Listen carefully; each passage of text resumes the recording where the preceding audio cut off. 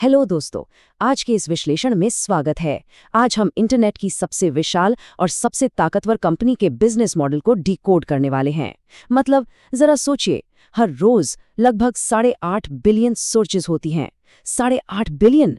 एक तरह से देखें तो धरती पर मौजूद लगभग हर इंसान दिन में कम से कम एक बार तो इस सर्च इंजन का इस्तेमाल करता ही है। ये कोई छोटी मोटी बात थोड़ी ना है। चलिए सीधे इसमें डाइव इन करते हैं और समझते हैं कि आखिर ये इतना बड़ा साम्राज्य चलता कैसे है।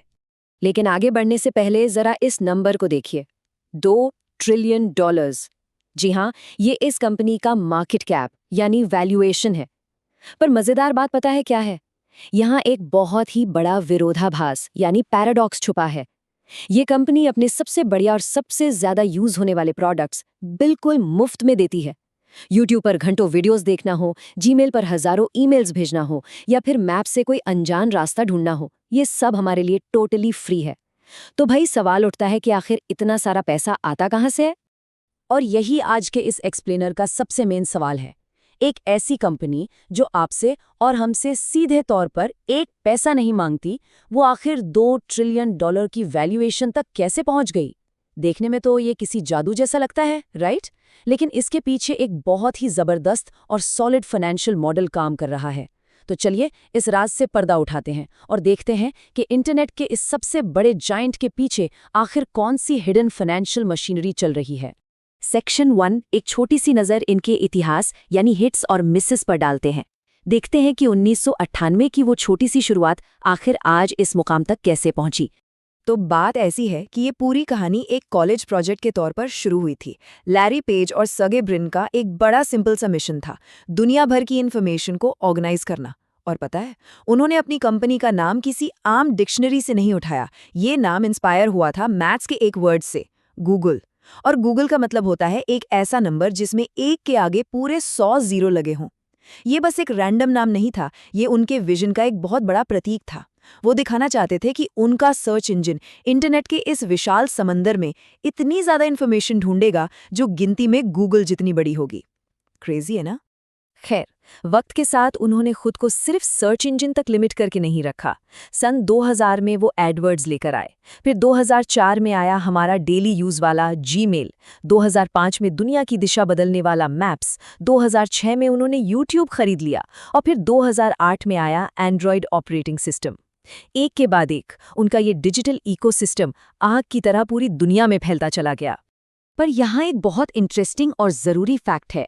हम लोग अक्सर उनके सिर्फ सक्सेसफुल प्रोडक्ट्स को ही देखते हैं, लेकिन हैरानी की बात तो ये है कि इनके लगभग 200 से भी ज़्यादा प्रोडक्ट्स जैसे गूगल प्लस और गूगल ग्लास पूरी तरह से फ्लॉप रहे हैं, एकदम फेल। इसीलिए तो कहते हैं ना कि failure is the mother of all successes.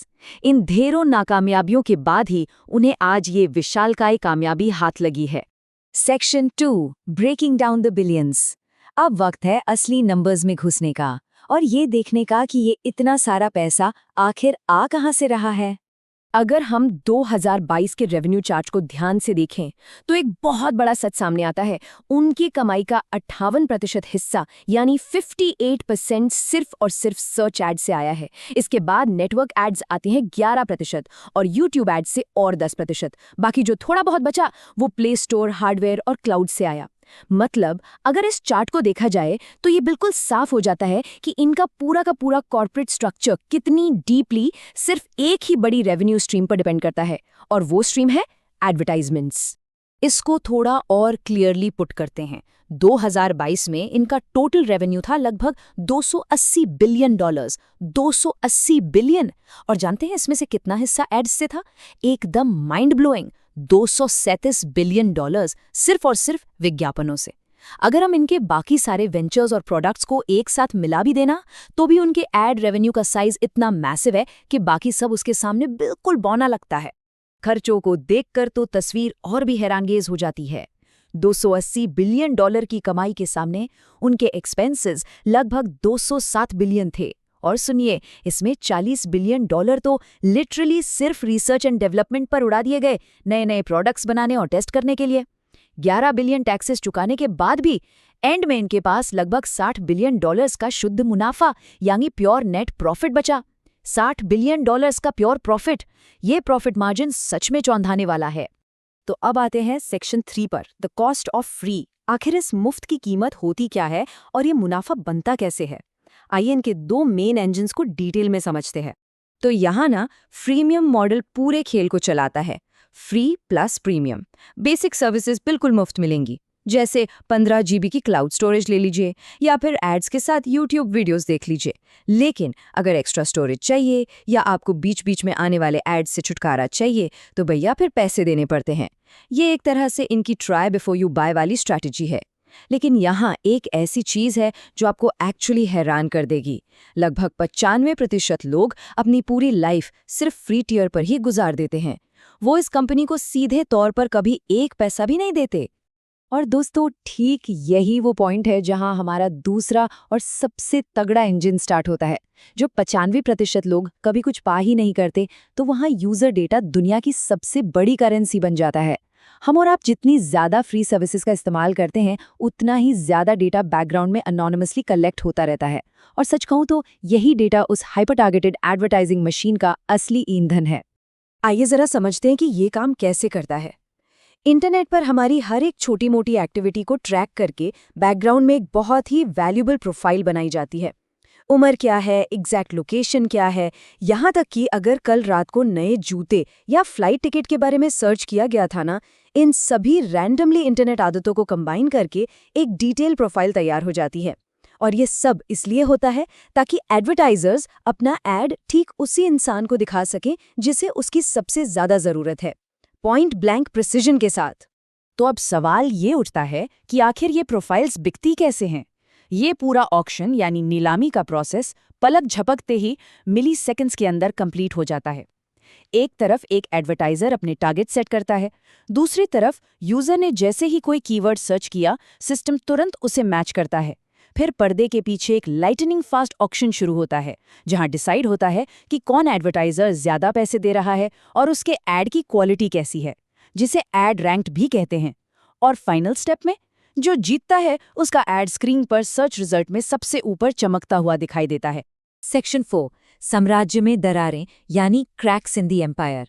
आज के दौर में इस एड डिपेंडेंट बिजनेस स्ट्रक्चर के सामने आखिर कौन से नए और खतरनाक चैलेंजेस आकर खड़े हो गए हैं?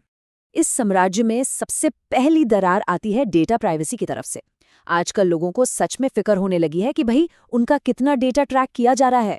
शायद याद हो, 2023 में इस जायंट को कैलिफोर्निया में लगभग $93 मिलियन का जुर्माना भरना पड़ा था। और वजह क्या थी? उन्होंने लोगों की लोकेशन तब भी ट्रैक की थी जब लोगों ने स्पेसिफिकली अपनी लोकेशन हिस्ट्री को टर्न ऑफ करके रखा था। अब जैसे जैसे रूल स्ट्रिक्ट होंगे और जागरूकता आएगी, इतना ओपनली डेटा इकट्ठा करना उतना ही मुश्किल होता जाएगा। दूसरी बड़ी दरार है बढ़ता हुआ फियर्स कंपटीशन। 2023 की फिगर्स बिल्कुल क्लियर है। जहां इनका एड रेवेन्यू $237 बिलियन था, वहीं मेटा और अमेजॉन भी अब काफ़ी अग्रेसिवली आगे बढ़ रहे हैं, स्पेशली अमेजॉन। देखिए, अमेजॉन का रेवेन्यू इसलिए थोड़ा ज़्यादा वैल्यूएबल माना जाता है क्योंकि उनके पास एक्चुअली लोगों की परचेज हिस्ट्री होती है, ना कि सिर्फ सर्च इंटरेस्ट। उनको पता है कि लोगों ने खरीदा क्या है, और ये बात किसी भी एडवर्टाइजर के लिए डायरेक्टली ज़्यादा प्रॉफिटेबल हो सकती है। लेकिन इन सबसे भी ऊपर सबसे बड़ा खतरा इस पुरानी कहावत में छुपा है, don't put all your eggs in one basket. एक ही जगह अपना सब कुछ मत लगाओ। ये पूरा का पूरा $1 ट्रिलियन का सिस्टम इस एक छोटी सी और काफ़ी फ्रेजाइल उम्मीद पर टिका है कि लोग आगे चलकर नए ऑप्शंस को छोड़कर हमेशा सिर्फ इसी एक सर्च इंजन से चिपके रहेंगे। अगर गलती से भी ये अज्यूम्ड टोकरी गिरी ना, तो सारे के सारे अंडे एक झटके में टूट जाएंगे। और सच कहूं तो इस वक्त वो टोकरी गिराने वाला सबसे बड़ा खतरा कौन है? AI chatbots. जरा सोचिए, आज का ट्रेडिशनल सर्च इंजन देखा जाए तो कितने सारे स्पॉन्सर्ड एड्स से भरा पड़ा रहता है। एक सही लिंक ढूंढने के लिए ढेरों एड्स को स्क्रॉल करना पड़ता है। वहीं दूसरी तरफ ChatGPT जैसे नए AI टूल्स हैं, वो डायरेक्ट, नीट और क्लीन पैराग्राफ्स में पॉइंट टू पॉइंट जवाब दे देते हैं, और वो भी 0 एड्स के साथ। ये जो एड फ्री एफिशिएंसी का नया ट्रेंड आया है ना, इसने पुराने एड हेवी सिस्टम के लिए एक बहुत ही बड़ा और डिसरप्टिव खतरा पैदा कर दिया है। तो फाइनली हम एक ऐसे पॉइंट पर खड़े हैं जो सच में सोचने पर मजबूर कर देता है। क्या ये पर्टिकुलर टेक जायंट आने वाले 20 सालों तक भी इंटरनेट का मेन चेहरा बना रहेगा, या फिर आर्टिफिशियल इंटेलिजेंस के इस तूफानी दौर में कोई बिल्कुल ही नया मॉडल आकर इसकी पूरी जगह ले लेगा? एक बात तो पक्की है, हमारी डिजिटल दुनिया और इन्फॉर्मेशन का भविष्य एक बहुत ही बड़े मोड़ पर खड़ा है। आज के इस एक्सप्लेनर में बस इतना ही। चर्चा में जुड़ने के लिए बहुत बहुत धन्यवाद।